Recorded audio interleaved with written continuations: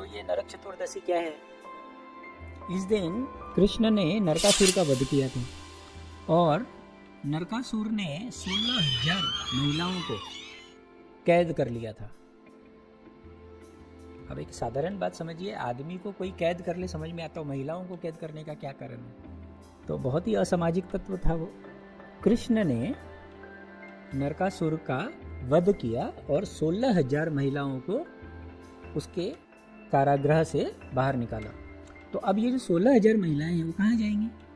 भाई नरकासुर कोई बहुत अच्छा आदमी तो था नहीं और बहुत अच्छे कारण से तो लेके नहीं गया था, ठीक है, जरूर बलात्कार जैसी अपराध किए होंगे उसने।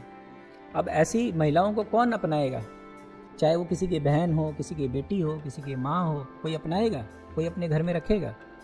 तो समाज व्यवस्था तो वैसी ही थी जैसी आज है, और आज से भी शायद ज़्यादा खराब थी।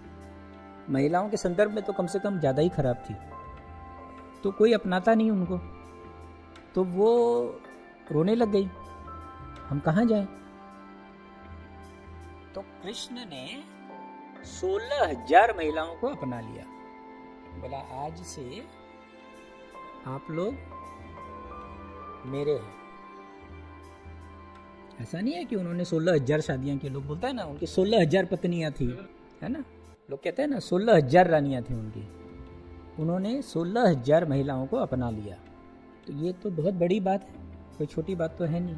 तो इस दिन जो है नरक चतुर्दशी मनाते हैं, और हमारी जो सभ्यता, हमारी जो संस्कृति है, उस दिन और भी इस दिन बहुत सारी बातें हैं, जैसे उपटन लगाकर नहाते हैं, 14 दिया जलाते हैं। तो ये सारी बातें आप लोगों को पता ही है, ये सारा काम करते हैं। लेकिन इन सब बातों से क्या होगा आप खुद समझ लीजिए कि आपके जीवन में कितना अच्छा होगा अगर इन सब बातों को मानते हैं। तो करना चाहिए, अच्छी बात है, लेकिन समझ कर समझिए क्या है।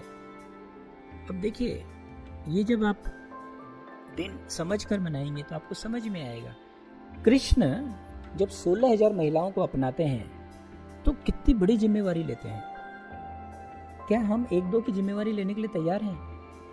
क्या हमने समाज के ऐसे किसी व्यक्ति की मदद की है?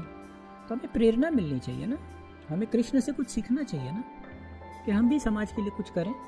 पर हम क्या करते हैं? कृष्ण को हम अपना गुरु नहीं मानते हैं, कृष्ण को हम क्या कहते हैं? अपना भगवान मानते हैं। भगवान मानकर क्या करते हैं? टांड पे चढ़ा देते हैं उनको और दूर से दिया दिखाते हैं कि तुम भगवान हो, हम साधारण लोग हैं, हमसे कुछ नहीं होगा। और जब हम किसी को भगवान कहते हैं तो हम बड़े धार्मिक प्रतीत होते हैं कि हमने तो उनको भगवान कह दिया। पर तुमने कितनी बेईमानी की ये कहकर, ये जरा समझने की बात है। इसीलिए मैं बार बार कहता हूँ, हमें भगवान की ज़रूरत नहीं है, हमें उन्हीं भगवान को वापस से साधारण व्यक्ति के रूप में देखना चाहिए, एज ए गुरु। वो हमारे लिए गुरु हैं जो हमें कुछ मार्गदर्शन दे सकते हैं। अगर हम उन्हें भगवान समझेंगे तो अपने से दूर कर लेंगे और हम उनसे कुछ नहीं सीखेंगे, सिर्फ धूप बत्ती दिखाएंगे और अपना कुकर्म करते रहेंगे।